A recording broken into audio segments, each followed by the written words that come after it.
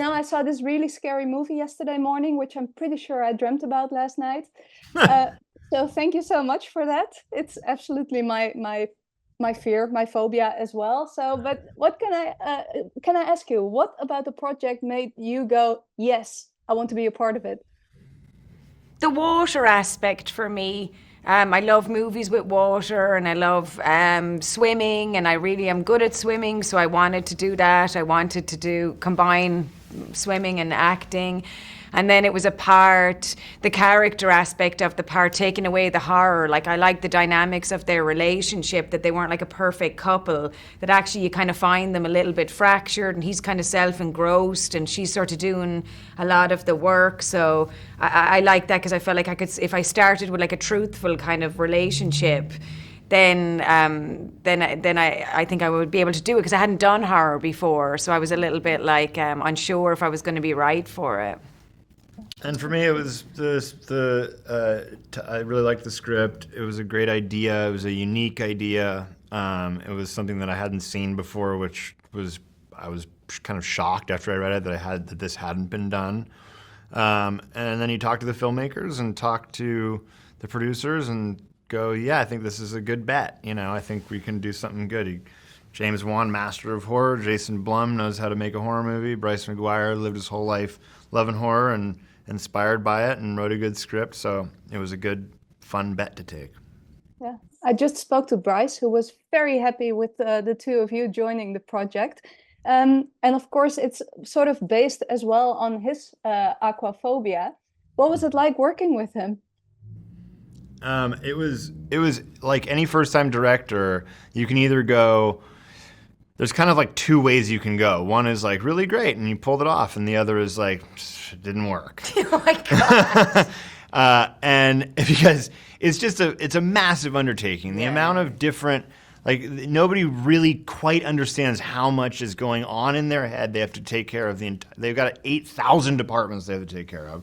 And when you don't have experience doing it for like, especially a long period of time, because they have movies happen over 8 weeks of shooting or 10 weeks of shooting, but it's all the prep that's beforehand and all the post that's after, and they have families, and he has to dedicate his entire life to this one project. And so the support that I think that he got from everybody was amazing, but more importantly, here's a guy who had an idea and he brought it to life, and he executed the idea in the way that he wanted to in his head.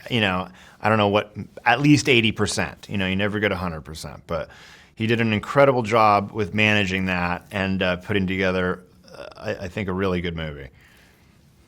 Yeah, it's And for me, yeah, it was hard a little bit because I suppose he didn't. There were certain things he didn't know that he didn't have to do. Like he would kind of over-explain like what was happening in a scene, and it was like, well, I know that's my job. So it's like there was kind of a little bit of teething problems in the beginning, but I knew that he was a first-time director.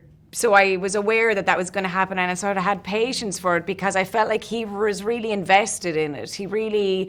It was his first movie, so a lot was on the line for him, and he really wanted it to work out. And also he'd kind of acquired a really great crew, which is kind of like really most directors are as great as the people that they pick for the crew and how great every department is. So all the heads of department were quite good and knew what they were doing, so it was kind of a group effort. But yeah, like halfway during the shoot, he was like, oh my God, it's so exhausting. And like, it's like you're on your own all the time. And I was like, well, yeah, welcome to the film industry, man. It's really lonely and you're working like terrible hours and like you kind of have no life. It's great. the movie is called Night Swim, so you work most nights, I guess. Exactly. Yeah. Yeah. You I came up like with night shoots though. so but for you it was the first time being in a horror movie though. Yes. How did you how did you like it? Is it something you would do again? I found it a lot harder than I thought it was going to be. I won't lie, because there's a certain amount of there's only so far you can go in your imagination. And then it's just like, well, I just don't know what one would do in this situation because it's crazy. So like you're kind of not sure if your performance is right, because it's hard to have gauges. You know what I mean? You really have to kind of like, and you don't know how you might react. Like sometimes people, when they're very scared, they kind of laugh or they have very weird reactions, you know. So I felt like it made me look back at other horror actors and be like, wow, they're like really good, because it's actually like it's very hard to sustain that like feeling all the time. It's a little bit harder than it looks. But I would do it again. Yeah, I would do it again. Obviously, it would have to be like another original idea and something worth doing and with great people attached. I wouldn't just do any horror. But yeah, I wouldn't never say never, for sure. I feel like there's a change in horror, though, you know? It's more about, well, no, maybe horror was always, there was a stigma on the genre, maybe a little bit, like either hate it or you love it. But I know horror comes really close to one of the most primal emotions we have, which is fear, you know? So that's what really speaks to the imagination, I guess. Yeah, that's why people go to the movie theater still and watch horror. You know, it's easier to sell fear than it is to sell anything else. There's no doubt about that. And the idea of horror being a shared experience makes it somehow a little bit safer. So you can experience that in a movie theater with the 300 strangers you don't know, and it's a very special experience. And nowadays, when going to the movie theater seems to be more of like people pick and choose what they're going to go see. If you're going to go, you want to be entertained. It's harder to sell a drama in the movie theater now because we have these incredible TV sets at home, and you can experience things on your own time. But a horror is just one that's so specific to the theater. I think, you got to go see it. Yeah, definitely. And I think at the core of Night Swim is, of course, family life. Well, I just want to say that I really thought that Gavin and Amelie, the four of you, made a really sweet family. What was that like on set? I really liked it because I got close to Amelie because, she was a little older than she was playing. So she wasn't a minor, so she didn't have a chaperone. So she was kind of available all the time, whereas Gavin was a minor. So when they have a chaperone, they have school and stuff. So you don't really, like they go, in between shots. You don't really talk to them. They're kind of gone. So I would got to know Amelie a little bit more than I did Gavin because of the nature of the business and his age. But yeah, it was really nice. I mean, I don't have a family, so I was imagining what it would be like, which was nice. Yeah, Gavin was, a little older than he played. Same with Emily. Like, Gavin's 15. I think he's probably 16 now, but he looks a lot younger. But he was great. He did a great job doing what he needed to do, and it was fun. Yeah, it was fun. It was sometimes hard to get like a real good convo in because he's always going to school and stuff. And then it was funny. By the end of it, it was like everybody was treating Gavin like he was like 9. And then by the end of it, it was the wrap day, and all of a sudden he comes around with like hats with like a brand on it, and we were like, "Holy shit, Gavin's got a brand! He's bigger than us." Yeah, Gavin's more famous than anybody. Gavin's doing fine. Gavin doesn't need a chaperone. Gavin needs a business manager. He probably has one. Yeah, he probably does. Okay, and my last question is, it might seem obvious for you, Wyatt, why you got into the acting business, but I always say Bruce Springsteen's son is a fireman. So, I mean, you never know.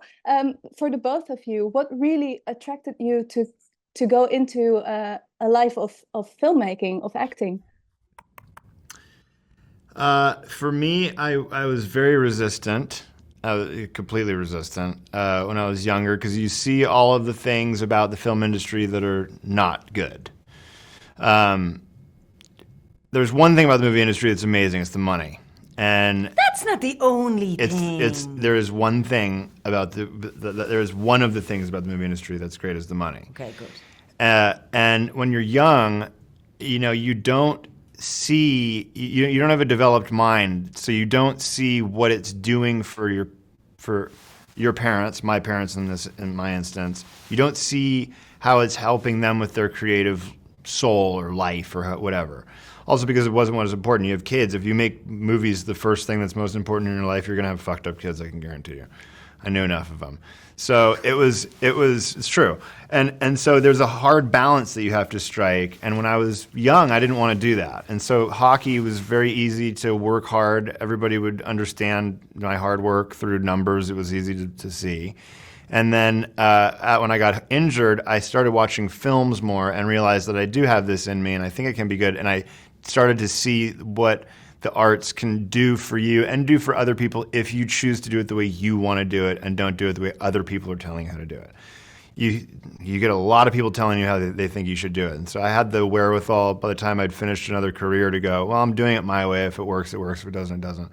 And I'm going to live my life the way, and my kids are going to come first and movies come second. And that's the way I live my life. Perfect. For me, I don't remember a time when I didn't want to be an actress. I remember I wanted to be an actress my whole entire life. Like, I used to watch the Oscars all the time. I used to watch movies with kids my age and be so jealous it wasn't me. Like, do you remember Curly Sue? Yes. I was livid I wasn't Curly Sue. Oh my God, I just wanted to be an actress so bad. And even, like, I used to have arguments. If I was in an argument, I'd take myself out of the argument and remember the feeling, because I was like, I'm going to use this someday, this feeling of whatever. I would like kind of like clock moments to like replay them. I just always wanted to be an actress. I love films, but I do, it was definitely naive for sure about film industry. I don't know, I just wanted to be in it. It wasn't that I wanted to be famous or anything, I just wanted to be in films. But I do wish I had like somebody, like a parent or someone, anyone who could have helped me navigate, not in my career or just like, because it's like it's a very difficult career to navigate. It's quite a lonely career, and I would have loved somebody to go, hey, what do you do when this happens, and what are you supposed to do when that happens? So I just have a string of mistakes, like basically. Smoke cigarettes and drink. Well, that's what I did, yeah.